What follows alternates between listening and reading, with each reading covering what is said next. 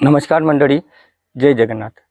माजी प्राचार्य रमेश जलतारे, आबासाहेब पार्वेकर महाविद्यालय पांढरकवडा, संत साहित्याचे लेखक व कवी यांनी जगन्नाथ बाबाच्या जीवनावर आधारित जगन्नाथ बाबा चरित्रामृत ग्रंथ 16 अध्यायामध्ये विभागून पूर्ण केलेला आहे. तरी या ग्रंथाचे महत्त्व श्री वसंतरावजी धानोरकर आपल्यासमोर मांडतील अशी आशा मी व्यक्त करतो. त्यांना विशेष म्हणजे माझी सर्व्हिस 3 ते 4 वर्ष बुलढाणा जिल्ह्यामध्ये झाली.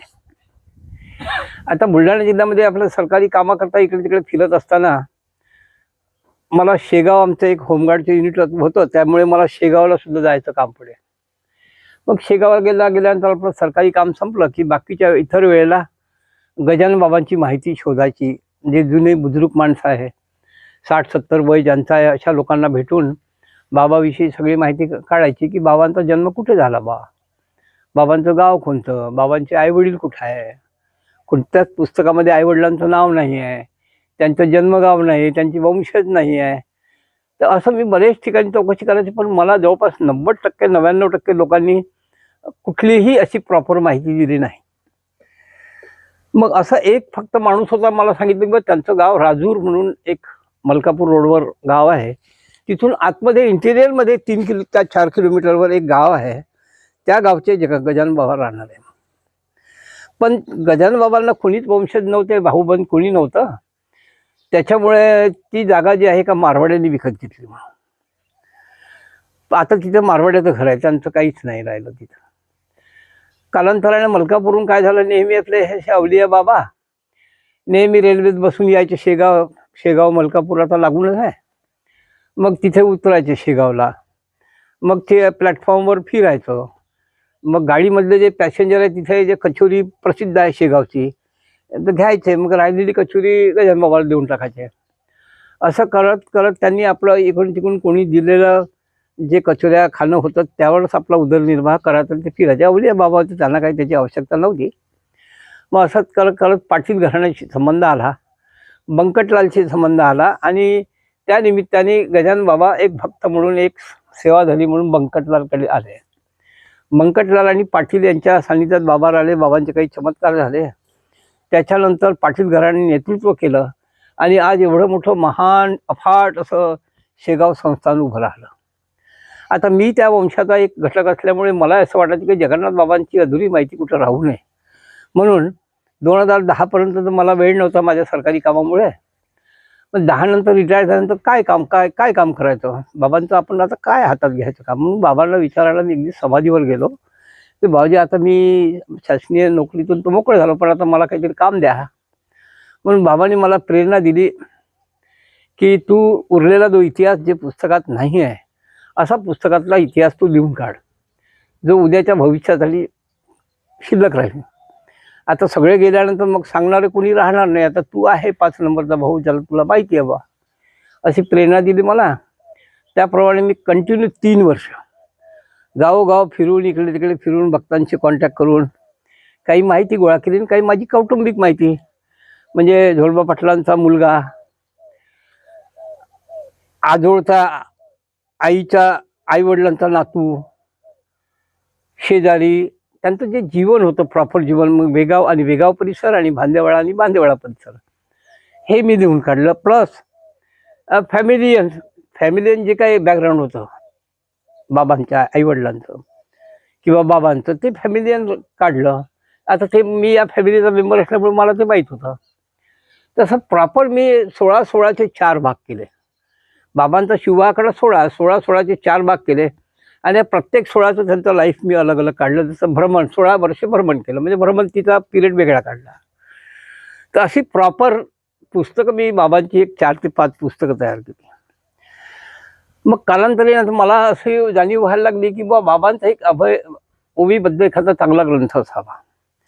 आता सर्वसाधारण भक्तांनी भावनिकदृष्ट्या काही ग्रंथ तयार केले, परंतु भावनिक केलेले ग्रंथ ही काही उच्चवर्णीय म्हणा किंवा बुद्धिजीवी म्हणा, ही लोक ती ग्रंथ नाही वाचणार, कारण ते उच्चवर्णीय उच्च विद्याविभूषित लोक आहे.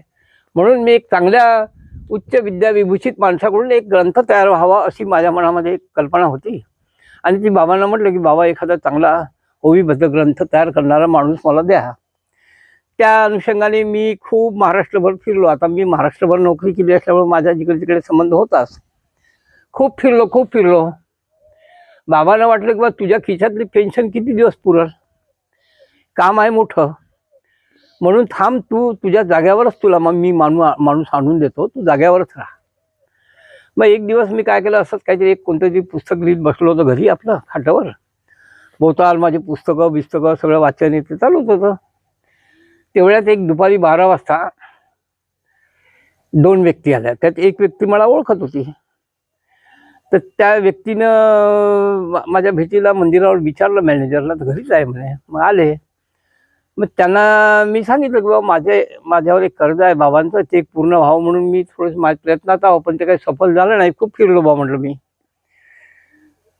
तर असं कोणी बाबांनी द्यावं आणि बाबांचा एक चांगला सुंदर ग्रंथ तयार व्हावा अशी इच्छा माझी बाबांनी पूर्ण केली.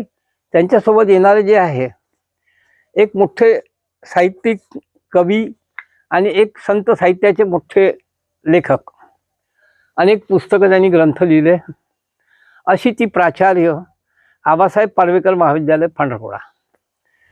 त्यांना ते घेऊन आले होते म्हणण्यापेक्षा निमित्त होतं, बाबांनी त्यांना त्यांच्यासोबत यायला पाठवलं. पहिलीच वेळा ब्राह्मण समाजाचे होय.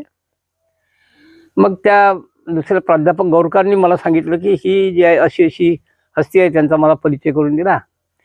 तर ह्यांनी पुस्तक लिहिलं तर हे चरित्रामृत लिहिलं तर चालेल का? मी म्हटलं मी कोण सांगणार, तुम्हाला आदेश घ्यावा लागेल समाधीवर जाऊन, त्यांचा आदेश घ्यावा लागेल आणि ते मग सांगेल का तुम्हाला प्रेरणा देईल तर तुम्ही लिहा, नाही तर नका लिहू म्हणलं. मग ते दुसऱ्या दिवशी एकटेच आले, समाधीवर ध्यान लावून बसले आणि डोळे लावून बिलकुल बाबांना त्यांनी सांगितलं की बाबा मला एक ओवीबद्ध ग्रंथ लिहायचा आहे, मला परवानगी द्या. बाबांनी त्यांना परवानगी दिली. त्यांना नवीन ऊर्जा मिळाली आणि ते मग पुस्तकं गोळा करायला लागले. मी त्या दिवशी आषाढीला पंढरपूरला होतो. मला फोन आला पंढरपूरला की मी ओवीबद्ध ग्रंथ लिहिणार आहे, मला पुस्तकं आणून द्या. मग मी ते आमचे जेवढे काही बाबांचे लिखाण केलेले पुस्तक होते, बावणे गुरुजी यांचे, त्या ठेंगणे, हे ते सगळे पुस्तकं घेऊन मी त्यांच्याकडे गेलो पांढरकवड्याला. पण त्या सगळ्या पुस्तकातून त्यांनी बाकीच्या पुस्तकाला हातच नाही लावला, कारण बाकीच्या पुस्तकामध्ये एखादी चुकीचं असू शकते आणि चुकीचं मी लिखाण केलं तर मला कायदेशीर कोणी माझ्यावर कार्यवाही करेल. पण तुम्ही प्रॉपर फॅमिलीचे माणसं आहे, तुम्ही जे सांगणार आहे ते चुकीचं नाही सांगणार, कारण तुम्ही बेस आहे, फॅमिली बेस. म्हणून त्यांनी फक्त माझ्याच पुस्तकावरून मग ग्रंथ लिहायचं ठरवलं. मग वेगावची काही मंडळी गेली तिथं, 20-25 लोक. ते म्हणले हे वसंत भाऊनं चुकीचं माहिती दिली आहे तुम्हाला, म्हणजे बाबांचा जन्म वेगळाच झाला आहे म्हणे. आम्ही 25 माणसं बोलतो हे बरोबर आहे की एकटे वसंतराव बोलते, ते वसंतरावचा 5 नंबरचा भाऊ आहे, त्याला काय जन्मही नव्हता म्हणजे त्याचा. मग वसंतरावचं खरं का या 25 लोकांचं खरं? तर मला पांढरकवड्याहून फोन आला. मी असंच शेतात बसलो होतो. त्यांचा फोन आला की वसंतराव म्हणे हे तुम्ही मला चुकीची माहिती दिली म्हणे, बाबांचा जन्म वेगळाच झाला आहे म्हणे, ही 25 माणसं माझ्यासमोर बसून आहे म्हणे. ते मी म्हटलं बाबांचा जन्म वेगावलाच झाला नाही, भांदेवाडलाच झाला. तो का झाला याचं उत्तर घेऊन मी तुम्हाला उद्या येतो म्हणलं. मी कोतवाली बुकाची नक्कल घेऊन गेलो आणि त्यांना सांगितलं मी की आई जवान होती, आई गरोदर होती आणि आईची आई गरोदर होती. तेव्हा लहान घरं, मुलं जास्त, एका घरात 2-2 बाळंतपण कसं करायचं? आणि आईच्या पूर्वी संत जन्माला येणार होते आणि त्याचं महत्त्व जन्मगावाचं, आई वडिलांकडलं महत्त्व त्यांना दाखवायचं होतं. म्हणून आमच्या आईचं बाळंतपण बांदेवाडला झालं. ही कोतवाली बुकाची नक्कल. ती प्रत्येक पुस्तकामध्ये मी कोतवाली बुकाची नक्कल टाकली बाई, बाबाची जन्मकुंडली. तर म्हणून त्यांनी काय केलं, मग त्या जलतारे सर, प्राचार्य रमेश जलतारे यांनी चरित्रामृत ग्रंथ लिहिला 16 विभागामध्ये, 16 अध्यायामध्ये. आणि आता हिंदू संस्कृतीमध्ये अनेक देवता, मग त्या देवतांची सगळी सांगळ घालून त्यांनी त्यांच्या कवी आणि साहित्यिक स्वरूपामध्ये त्याचं हे केला. आता ती ग्रंथ जवळपास 2000 लोकांनी, 2000 ग्रंथ संपली आमच्याकडे. पुन्हा मागणी आली. आता मराठीकडे येऊन त्या दिवशी 50 ग्रंथ मागणी आली, 25 काहीतरी नेले वाटते. वणीवरून आली.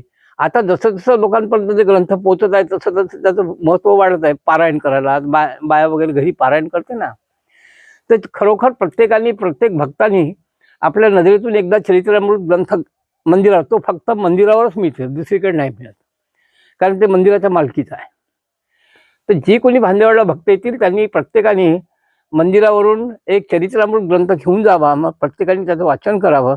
म्हणजे बाबांच्या जीवनाचे जी काही माहिती किंवा बाबांविषयी ज्या भावना आहे त्या त्याच्यातून तुम्हाला मिळू शकते. म्हणून माझं सगळ्या भक्तांना विनंती आहे की त्यांनी एकदा चरित्रामृत ग्रंथ वाचावा. वसंतरावजी, आपण जे श्री श्री जगन्नाथ महाराजांची चरित्रामृत ग्रंथ हे आपल्या भक्तगणापर्यंत पोहोचवले, याबद्दल मी आपले खूप खूप आभार व्यक्त करतो. धन्यवाद.